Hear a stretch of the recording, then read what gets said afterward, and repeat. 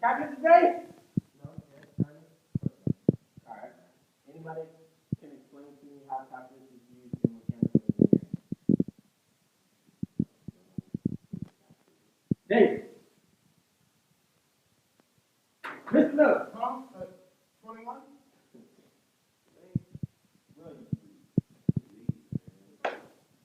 Okay, now that I have your attention and you're up, can you explain to me how calculus is used in mechanical engineering?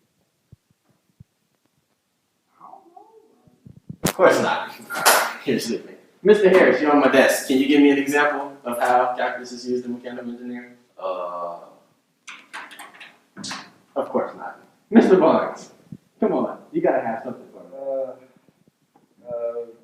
Would you use calculus in calculating the rate of water flow in dams? Exactly, something like that.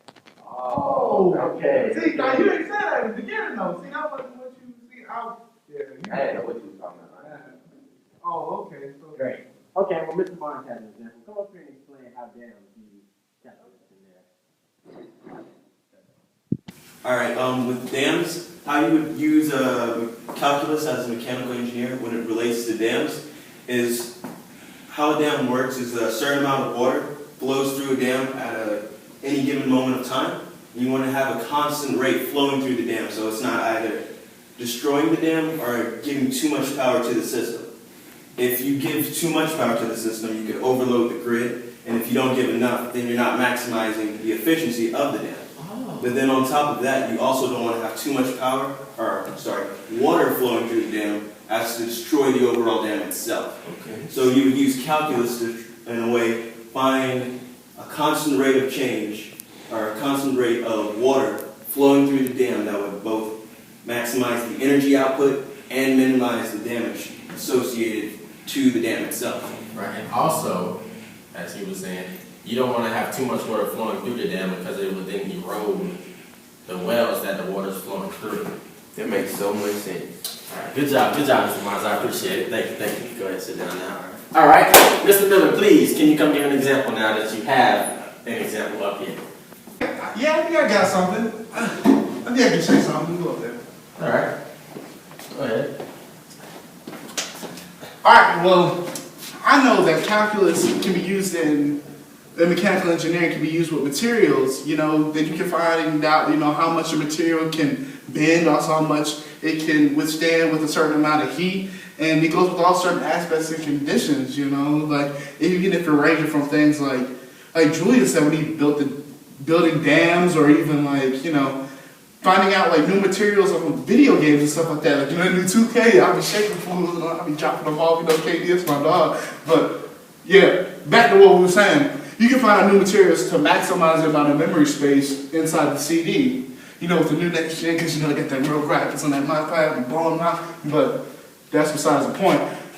And also another way of finding out is different thresholds of material, so that you can find one aspect of a material does not affect another aspect. Because on 2K when you be coming down, you don't want the game to freeze because it overheated and stuff like that. And then you're mad and you gotta take it back to GameStop. Yeah, that's pretty much all I got. Yeah, that's it. Yeah, that's enough. Okay. That's enough. I like 2K. That's it. Yeah. Have a seat, sir.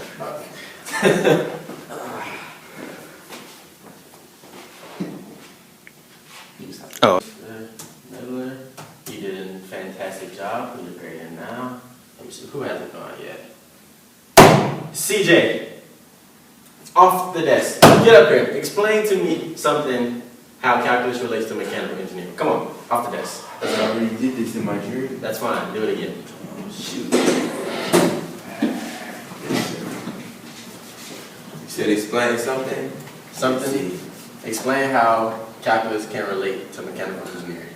Okay, for instance, engines. Engines, all right. Engines, all right. So mechanics want to maximize the piston speed in the engine, but they want to minimize the wear and tear. Hold on, so you talking like race cars?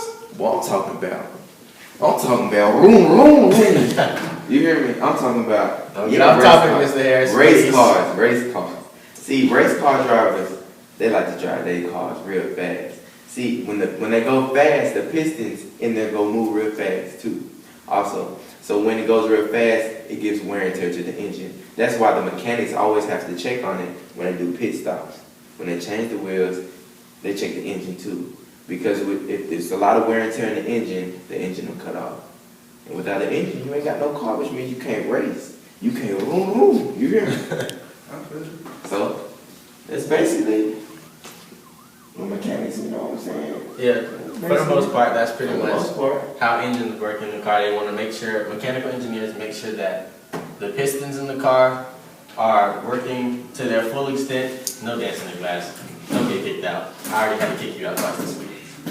Thank you. Like I was saying, no wear and tear in the car. Mechanical engineers try to maximize output and minimize wear and tear. Thank you, Mr. Harris. That was a great job. I appreciate it, sir. All right, go ahead and sit on down. Like that. Back to your nap. Oh. Yeah, don't let me catch you sleeping again. Okay. Mr. Barnes, you went. Miller, you went. Harris, you went. You didn't go yet, did you? Yeah, You don't, no, you didn't. Get on up here. You want more examples? I'm ready to go. Then Mr. Harris, as he goes, I'll finish. Okay. All right, so engineers, a lot of engineers, computer, electrical, especially mechanical, like all the way certain mechanical engineers, they use simulators. Mechanical engineers, like once you come up with an idea for something, you plan it and then you have to make a simulation for it. Once you make a simulation, then you have to actually build it. But during the simulation, there are a lot of steps and processes. I remember when I was in high school, I used a simulator called Mastercam, computer-aided drafting, computer-aided milling, which, you know, we would use it to like make race cars in the room. Yeah, room. Yeah. We make race cars using computer-aided drafting. But one thing we didn't apply, because we didn't know calculus, if you apply calculus to that, such as, you know, using differential equations, you know, derivatives and integrals, you can like find simple solutions faster. And by finding simple solutions, you can understand the effects of the different parameters in that simulator. So it's pretty much, it's a faster way of figuring out how to understand the simulation. And that's pretty much about it. Okay. And to summarize pretty much the simulators are used to basically give you a hands-on look. You know, it's not just equations on a paper. You get an actual. Well, it's equations on a computer screen. Based on the computer screen. With the actual picture. So it's not an actual simulator you get in? No, not, you know, not a simulator that you get in. It basically simulates the equations for the process of whatever you're doing. So if I have an engine, I'm going to use differential equations to see how that engine, you know, the pistons have wear and tear, or I'll use the derivatives to see how not derivatives, well yeah, the derivatives, how the fluid dynamics in the engine work as well, so like that. Okay. That was great. Good job. Good job. Like a B. Like a B. A good B. No, that was a big. A good Not B. better than mine. I'll think about it. Wasn't good. Smartest person in the room. All right, quiet. I'll fill you off. Thank you. All right, class. Those were all great examples. Okay. Mechanical engineers, engines, maximize piston speed, minimize wear and tear. Dams, constant rate of water flow throughout the dam. Simulators actually apply the calculus to the build, and composite materials. Yeah, materials. I almost said the wrong word, so I laughed. So don't laugh at me. Alright. That's basically like fiberglass, all that good stuff. You know, has to make sure that the heat can obtain extreme temperatures, and also some materials. I'm sorry, Dad. Materials can stretch. Alright, so no, get off my computer. You're trying to change the grade. I'm giving you the F. Yeah. Quickly. Yeah, it's okay. It's only your second F. You'll be fine. You'll be fine. Quiz! Oh, what you mean quiz? I gotta go to Belgium range.